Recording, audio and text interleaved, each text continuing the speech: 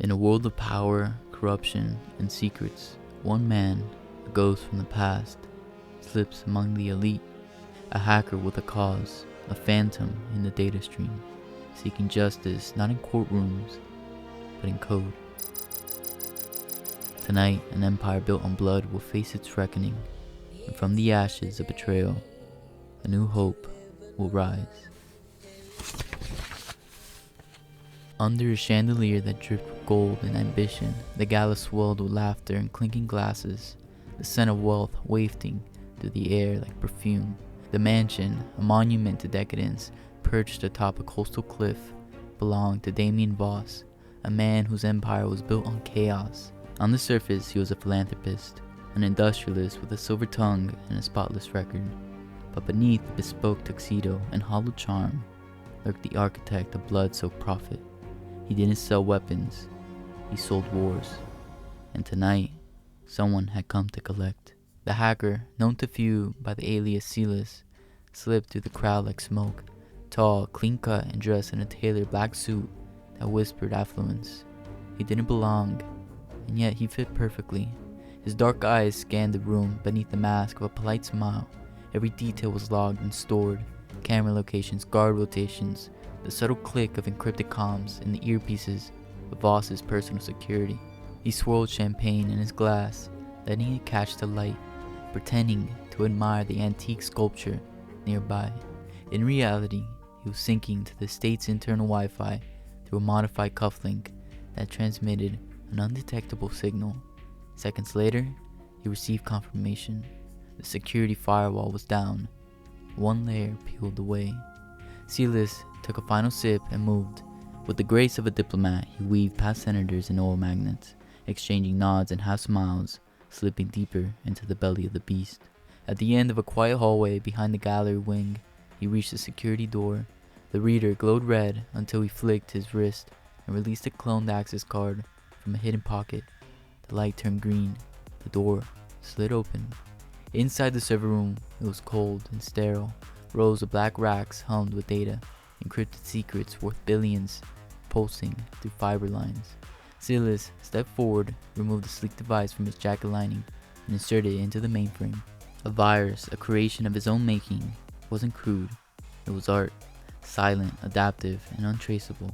It would slice through offshore accounts, laundering stolen crypto through 1,000 cutouts before depositing it into wallets linked to 8 organizations across the globe. Silas didn't want the money. He wanted to return to the people Voss had shattered, villages reduced to rubble, children orphaned by conflict. For once, the blood money would become lifeblood. Lines of code flicked on the screen, transactions began. But Silas didn't relax. The most dangerous moment in any operation wasn't the entry, it was the exit. He pocketed the device, wiped the screen, and turned back toward the door. Every step now felt heavier. Somewhere above, champagne still flowed. Voss likely toasted to another quarter of profit, unaware that his empire had just sprung a leak. As Silas moved toward the upper corridors, the comms buzzed faintly in the guards' earpieces. Security routines were shifting. The quiet was over. He adjusted his cufflinks, steeled his breath. Now the real game began. As the virus spread like a phantom through Voss's digital empire, siphoning corruption into quiet oblivion, Silas stood hidden in the quiet recesses of a marble corridor, the murmurs of the gala dim and distant now. His breathing had slowed, his heart, though pounding with adrenaline, pulsed in rhythm with something older, deeper, memory. He had not always worn a suit. Once, he had run barefoot through dust roads, his laughter echoing beneath the clay-tiled roofs of a nameless village. It sat nestled in the hills of a forgotten land, too small to appear on any map, too proud to bow down to any men who came with promises and guns. But they came anyway. Mercenary soldiers, war profiteers emboldened by greed and made lethal by men like Damien Voss, who flooded dying economies with weapons for contracts signed in dark rooms. The night they arrived, Silas had been 10. He remembered the tremble of the ground under tank treads, the sharp bark of rifles in the air, the screams, fire consuming the home where his mother had just finished boiling tea, his father's voice telling him to run. And then, just noise, explosions that buried the world in red. When the dust cleared, the village was gone. He never found the bodies. There were none left to find. The survivors scattered like ash on the wind, and Silas, small, wounded, but burning with something he couldn't yet name, became a ghost. He drifted from refugee camps to city slums, stealing, surviving, until a kind-faced teacher in Jakarta saw past the anger and offered him a second chance. It was there he touched a computer for the first time. The second fire was lit. Silas devoured knowledge like a man starved. Code, networks, architecture, encryption. Each line of script was a rung on a ladder out of the abyss. By 18, he was already a ghost in systems worldwide, erasing debt records, exposing corporate abuses, redistributing stolen wealth. But none of it brought peace.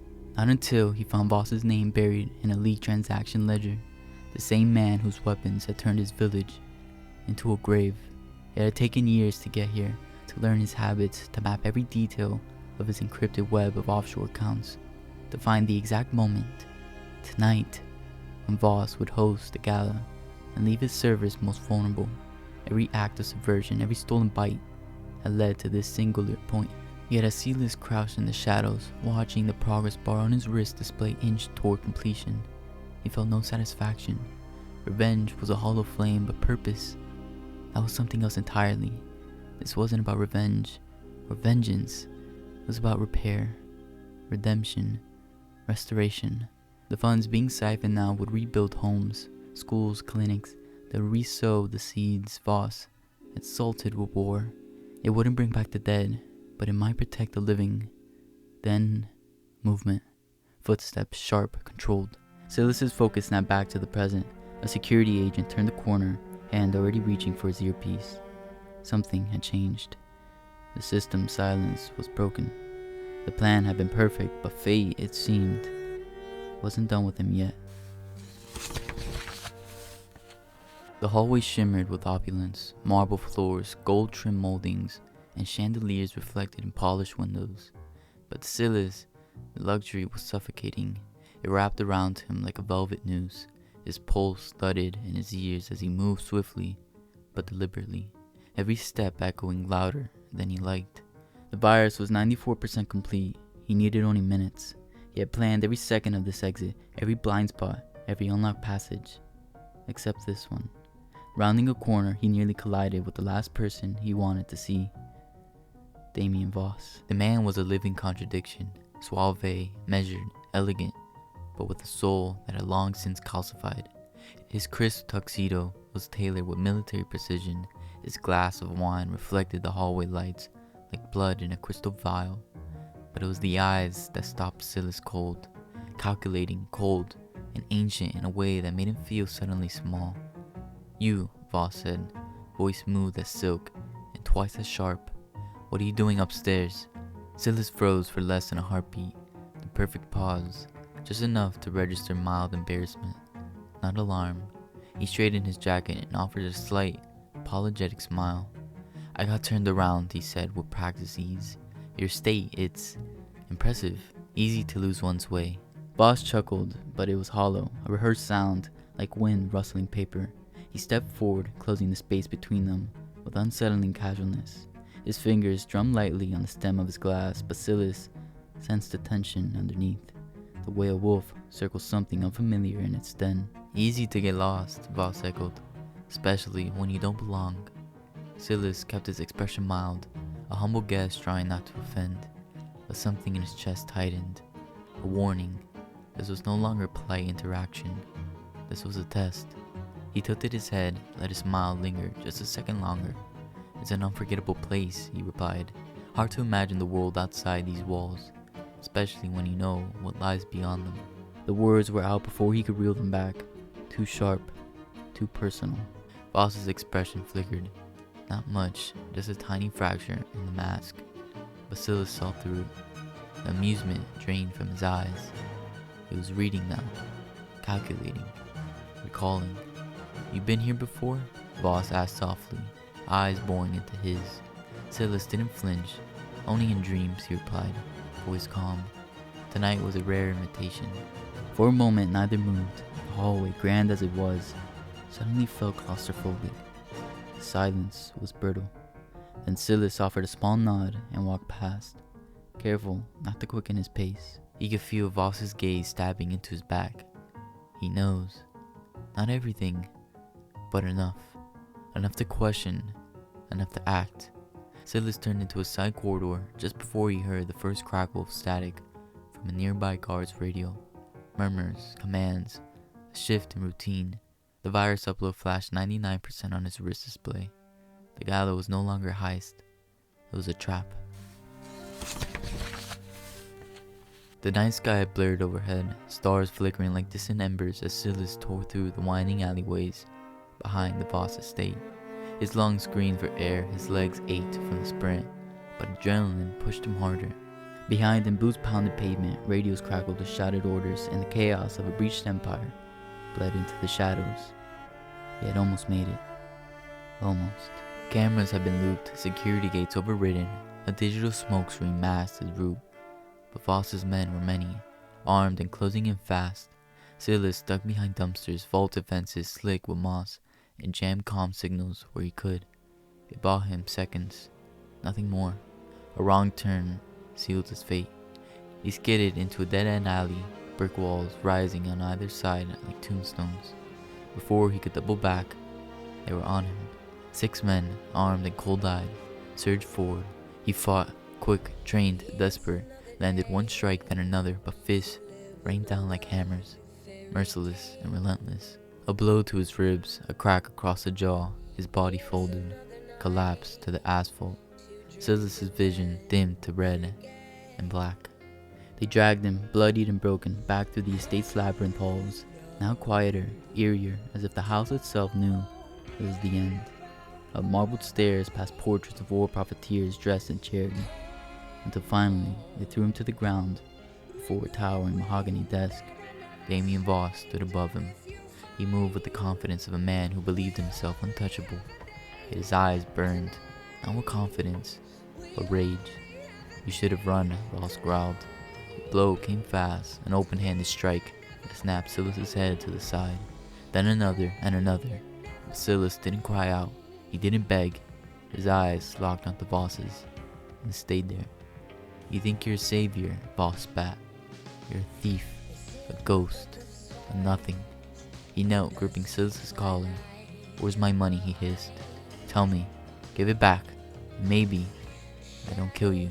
Blood filled Silas's mouth. His ribs felt shattered, but somehow he managed a grin. "Here, weapons," he whispered, voice low and ragged. "Killed my family." He coughed, the pain like fire. "Now, your fortune will rebuild what you tried to destroy." The words hung in the air, quiet, lethal. Then sirens, dozens of them. The windows vibrated as floodlights illuminated the state grounds. A voice shouted from a bullhorn. Helicopter blades thundered overhead. Voss turned, pale and disoriented. FBI agents burst through the doors, weapons raised. His private guards tried to resist, but it was useless. The virus Silas had unleashed hadn't just siphoned the money. It had transmitted terabytes of data, emails, contracts, shipment manifests, straight to federal authorities. Evidence. Enough to bury Voss 100 times over. Silas was hauled to his feet by a tall agent in tactical gear, who leaned in close and murmured, "You did good." The hacker's legs barely held him, but he stood. Voss screamed as agents pinned his arms, fighting against the inevitable. "Do you know who I am?" he roared, spit flying. "I own this country." Silas watched, bruised and bleeding, as Voss was dragged away in cuffs, his empire crumbling behind him. For the first time in years, he felt something more than anger. He felt peace. The mansion was a burning monument in the rearview mirror, its sprawling corridors crawling with agents, its foundation shaking under the weight of truth. As sirens pierced the night, and one by one the architects of suffering were pulled from their gilded dens, Silas disappeared into the quiet. He had no interest in the headlines. The fall of Damien Voss would be splashed across every major outlet within hours. Global arms empire dismantled. Corruption ties lead to political arrests. The hacker who brought down a titan. But his name would not be mentioned. Not even once. That was part of the arrangement. The FBI knew what he had done, knew what had driven him, and in the smoky backroom dealings of those rare few with hearts still beating beneath their badges, they had made him a quiet offer, a clean slate, no charges, no questions, just a passport, a new identity, and a final, knowing handshake. He accepted it without hesitation. Weeks later, in a land halfway across the world, he returned to where it all began. The village was still there, barely. Scarred and hollow, yes, but still alive. Mud walls cracked but standing, children barefoot but laughing. The ghosts of the past lingered, but they no longer ruled. The money had already begun to arrive, not in briefcases or wire transfers, but in lumber and medicine, seed and cement. Foundations were laid where craters had scarred the earth. A new medical clinic stood in the shade of a hill that once served as a mass grave. Classrooms echoed with joy, not gunfire. The old well had been restored. The crops, long choked by conflict, now shimmered in green rows beneath the sun. And no one knows the name of the man who made it happen. They called him Minzy, the guardian, a whisper on the wind, a story told beside fires and under starlit roofs. A ghost who had given them their future back. Silas didn't correct them. He kept at the edges, watching as his people, once broken, began to rise. He spoke little, worked hard, and walked the village past at dusk, when the light turned gold and the sky forgot its grief. On one such evening, he stood atop a familiar hill, the one his family had fled toward that final night. Below, the village breathed. Children chased goats down the slopes. Smoke curled from the new homes. Laughter rose like music from the dirt. For the first time in decades, his hands didn't shake. He had done it. Not vengeance, not justice in the courtroom sense, but balance. Something ancient and honest. Silas closed his eyes, letting the wind run through his fingers. It carried no more ash, no more screams, only the rhythm of rebirth. He whispered a name into the wind. His sisters, his mothers, his fathers. I kept my promise. Then, with the last light of day warming his back, he turned toward the village, toward a future unshackled from the past. And for the first time in his life, he allowed himself to live.